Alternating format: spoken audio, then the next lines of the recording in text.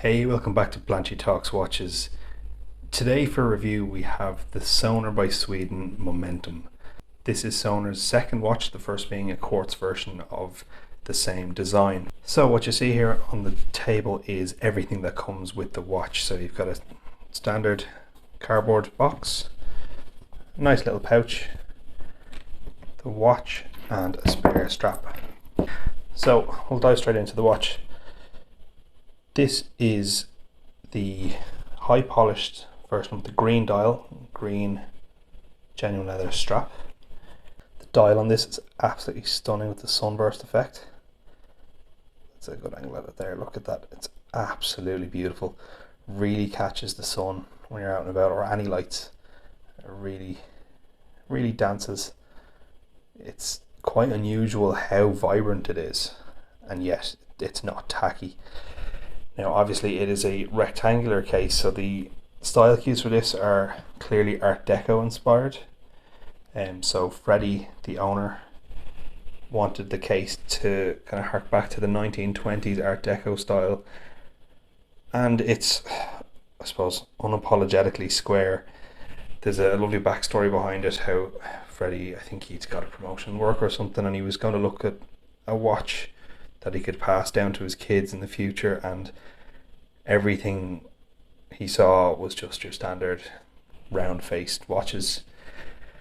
I mean, it's the same today. If you look around, there's very few shapes other than round watches, and this is a nice alternative. He took some style cues then from the JLC Reverso and the Cartier Tank. He wanted to blend the Art Deco style with modern specs. So this watch does have great specs, especially for the price. Okay, so we'll just have a quick look over the watch. So I spoke with the dial already. The hands, just your standard affair, nothing too special about them. The logo then is printed on the dial, Söner name and logo above it. The logo is then embossed in the leather, which I think is absolutely brilliant. You don't see this too often. It's on both sides. It's understated, but if you're looking you can see it. It is one thing that has been noticed by some of my friends that like watches and show them. One of the first things I noticed is the embossed logo on the strap, which is a very nice touch. 22mm lugs with quick release. It's a engraved case back, hard to catch on the camera there, but it says "Start Your Legacy," stainless steel, sapphire glass, Japanese movement, water resistant, 5 atoms. So this being the prototype is 50-meter water resistance, but the production model will be 100 meters. Just to bear that in mind, if you're thinking about buying one, it will have 100 meters rather than 50 that I have on this. So that's a bit of a bonus. The profile then is quite slim. I believe it's 11 meters thick, 37 millimeters wide with a 47 millimeter lug to lug. The movement then is a Miyota 9039. Just quite a good movement, especially in this price range. It's very good. Sapphire crystal, as I said. So the lume on this prototype isn't really anything to write home about, but the lume on the production model is going to be upgraded to Swiss C3 lume, so it should be better again. One other change they're looking at making is the hour markers. They're going to make them slightly larger and potentially make the hands slightly longer as well. I've no problem with it the way it is, but I do think slightly longer markers will be nice. But yeah, I'm pretty happy with the dial as is. Comes in a range of different colours, both polished and brushed. There's obviously the green dials, a blue dial, black dial and a white dial. Then there's a couple of different colour options for the strap. I obviously here have the very nice patterned green strap, which is genuine leather. And then there is the inlays bracelet as well. The clasp then is quite a nice butterfly clasp. It's quite simple. You double it over, slide it in, and 2 clicks. Very sturdy and secure when it's in place. The logo again on the clasp. Very nicely done. There is a slight bit of play. Can you hear that? Just a little bit. Don't notice it too much. Other than that, it's a very solid clasp. The actual clasp itself is very solid and comfortable. It's just this little tiny bit here. It moves a little bit but doesn't make noise really, except when it's off the wrist, so I don't mind it too much. One thing I did like with the case back, just it's, if I can get it to focus, it's screwed in the corners and does have a nice beveled edge to continue the Art Deco style on the back rather than just having a flat plate. It's a nice touch. So we'll try this on the wrist and see how it looks. My wrist is 7¼ inches, fairly standard. Just make sure you have the 2 clicks down when you put that on, so it's nice and secure. And there we have it. I think it fits very nice. Square watches can feel quite large, but I think this carries it off very well. It doesn't look too big on my wrist, but it does have presence. Side shot there, quite nice profile. You'll easily get it under a shirt cuff. This is a lot more dressy than I'd normally wear, but if you've been following my Instagram, you'll see I've been wearing this out on the motorbike. I've been wearing it, you know, dressed down, dressed up, or worn under a shirt. To be honest, I've struggled to take it off. I'm not a fan normally of square watches, and I've said it before in videos, but this one, you know, I really didn't think I was going to like it as much as I do. Okay, so now we'll talk about the Milanese strap. So as you might notice here, an extra strap has appeared from the last scene. So what's happened with this watch is I reviewed it with this band, which is the original Milanese strap. If you want to see some of the issues with this, check out Mr. Budget Watches video. I'll link it down in the description. Basically what was happening was this bar was sitting crooked in here. I'll insert a picture here now so you can see. Wasn't sitting right. So typically when I'm reviewing a watch and I find an issue like this, I like to reach out to the brand and let them know what's going on, just to give them a chance to rectify the situation before I post my review. I like to be totally honest, but at the same time I don't want to be unfair to a brand, especially when we've got a review sample. There could be issues that they haven't caught or whatever. So I reached out to Freddie in Söner and told him what was going on. Very quickly he sorted out a new band for me, and I've seen on their Kickstarter update as well, they have changed the strap to this new style which doesn't have the issue. So you can see here now, it lines up perfectly straight.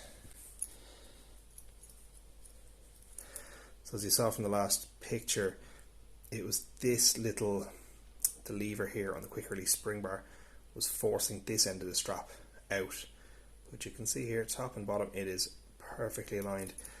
I'm very impressed with Freddie's turnaround time on sorting out a new strap that will be used in the production models.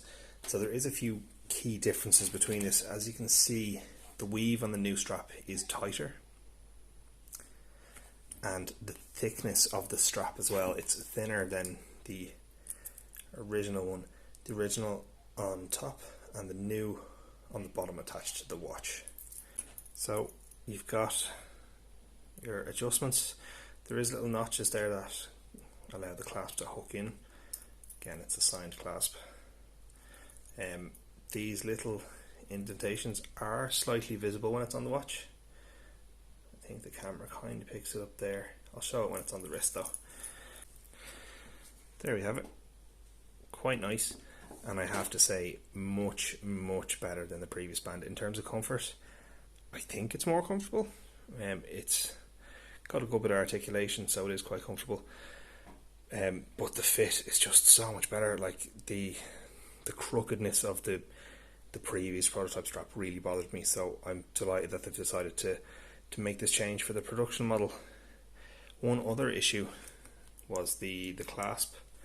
You can see there, or hear there even, there's very little noise, nothing at all when I shake it, just the slightest bit from the spring bar, but that's the same on any watch. This buckle, you can hear it there, was very rattly. So I'm not sure what the difference is.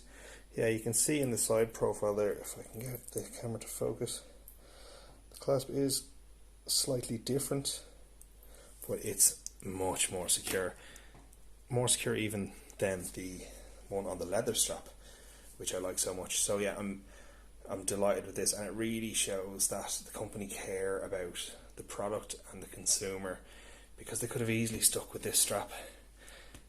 It was functional, wasn't the best. I would seriously not have been happy with it being crooked, but brands have done worse faux pas. But to change to this one so quickly was absolutely brilliant. Look, it delayed my review a couple of weeks getting it out, but I'm so happy to have been able to help improve this watch for you guys.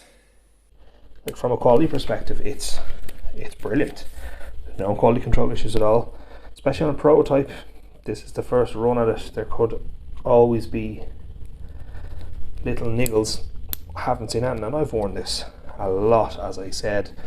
Worn it on the motorcycle, getting shook up the whole time. Absolutely perfect, no issues with timekeeping. So this watch is a lot of things that I wouldn't normally like in a watch. Dress watch, don't mind too much. I don't wear them too often. Square watch, said it loads of times, not normally a fan of them. And a high polished case. If you told me I was going to get a square dress watch with a high polished case and I'd really like it, I would have laughed at you. It's just not my cup of tea normally. But this Söner Momentum has really made an impression on me. I've found that the amount of people that have said to me, "That's a nice watch, what is that?" is shocking with this watch. It very rarely happens at all that someone will notice my watch. So the fact that a few people have noticed this and said, "Oh, that's nice," or "What is it?" can only be a good thing. Now for the big question, how much does this cost? So this is currently on Kickstarter, and the early bird price is €160. I think it goes up to 190 then after that. And I think the full retail price is about €300.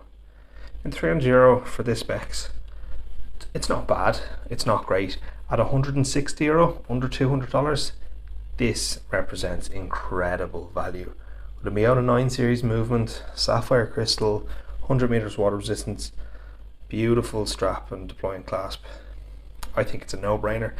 At that price, I'd absolutely jump right on and get it. I'd say get in quick. I think there's 300 of them at €160, so they may or may not be still available by the time I get this review up on YouTube. But yeah, look, even at 190, it's still a great deal. As I said before, forgetting very minor issue with this clasp, no other quality issues at all. It's been perfect on my wrist all week. I really didn't think I'd like it as much as I do. I thought I'd wear it a little bit, just enough to get the fit and feel. But to be honest, I've been neglecting my other watches, including a tag that I have in for review at the minute. I've worn this a lot more than the tag, surprisingly. Really didn't think that would happen, but it has. I said in my unboxing video about the strap being a little bit hard, but that's just because it was brand new, no one had worn it before me. And very quickly it molded to my wrist and fits beautifully. It's a little long, but you know, it's not overly long. I suppose that's probably a selling point, to be honest. I know a few of the guys who struggle for standard straps to fit them, so I believe this is longer than standard. Let me know what you think in the comments. Do you like the watch? Do you like the little details all over? Do you think it's good value for money?